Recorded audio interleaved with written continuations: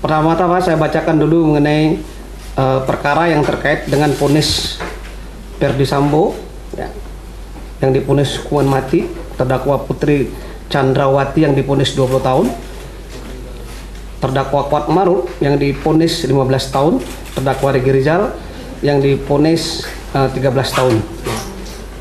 Adapun yang kami sampaikan hal-hal yang terkait dengan ini adalah pertama, Kejaksaan Agung sebagaimana saya sampaikan sebelumnya dalam rilis, yaitu mengapresiasi putusan yang dijatuhkan oleh majelis hakim terhadap para terdakwa dan membuktikan pasal 340 KUHP junto pasal 55 ayat 1 ke 1 KUHP, yaitu pasal primer pembunuhan berencana sebagaimana surat dakwaan dari penuntut umum.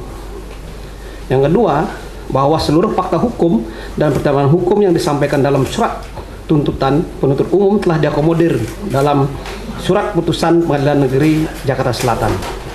Yang ketiga, penuntut umum berhasil meyakinkan majelis hakim untuk membuktikan pasal primer dalam perkara aku. Terhadap perkara tersebut, penuntut umum menyatakan sikap, yaitu untuk mempelajari lebih lanjut perkara tersebut, menunggu upaya hukum yang dilakukan oleh terdakwa dan penasihat hukumnya. Untuk yang Richard Eliezer nanti akan disampaikan oleh Bapak Jamitum. Terkait dengan putusan terhadap Richard Eliezer Pudihang Lumiu, Kejaksaan Agung Republik Indonesia melalui pemikiran yang mendalam dari mulai jaksa penuntut umum sampai kepada pimpinan Kejaksaan Republik Indonesia mengambil sikap. Sikap ini penting, bahwa dalam proses pemberian keadilan itu harus diberikan dengan pertimbangan-pertimbangan hukum yang kuat. Saya melihat bahwa hakim menjatuhkan 1 tahun 6 bulan tentu dengan pertimbangan hukum yang cukup kuat juga. Namun sisi kami banding atau tidak banding, ini saya beri penjelasan pada saudara-saudara sekalian. Di pasal 234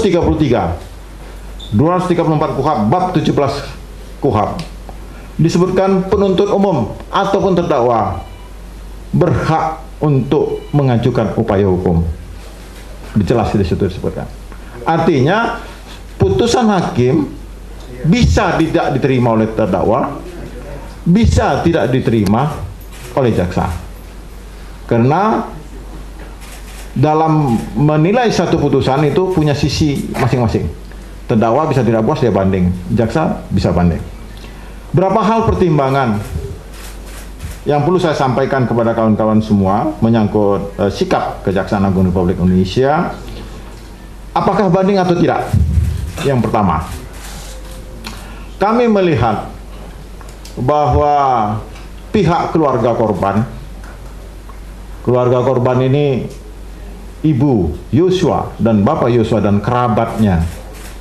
Saya melihat perkembangan dari mulai proses persidangan sampai akhir kemarin putusan Richard Eliezer Pudihang Lumiu. Satu sikap yang memaafkan berdasarkan keikhlasan. Dalam hukum manapun, hukum nasional kita maupun hukum agama, termasuk hukum adat, kata maaf itu adalah yang tertinggi dalam putusan hukum. Berarti ada keikhlasan daripada orang tuanya. Dan itu terlihat dari ekspresi menangis, bersyukur diputus hakim seperti itu. Jaksa sebagai representasi daripada korban. Kami mewakili korban dan negara dan masyarakat. Melihat perkembangan seperti itu, kami salah satu pertimbangannya adalah untuk tidak melakukan upaya hukum banding dalam perkara ini. Karena bagi kami sudah terwujud keadilan substantif, keadilan yang dirasakan oleh korban maupun masyarakat melalui berbagai pemberitaan yang kami terima dan kami respon. Kami menilai 1 hari pemberitaan itu, dan kami dalam mewujudkan keadilan itu harus melihat nilai-nilai atau keadilan yang timbul di masyarakat. Kawan-kawan sekalian, di samping itu Juga saya melihat putusan hakim ini di samping sudah mengambil over seluruhnya, saya mengikuti benar, mengambil over seluruhnya tuntutan dakwaan maupun tuntutan jaksa. Seluruhnya saya lihat dari seluruh unsur yang dikutip oleh hakim. Hakim yakin benar atas dakwaan jaksa tersebut, yakin benar atas tuntutan jaksa tersebut, sehingga kami menghormati putusan hakim yang telah mewujudkan keadilan substantif yang dapat diterima oleh masyarakat.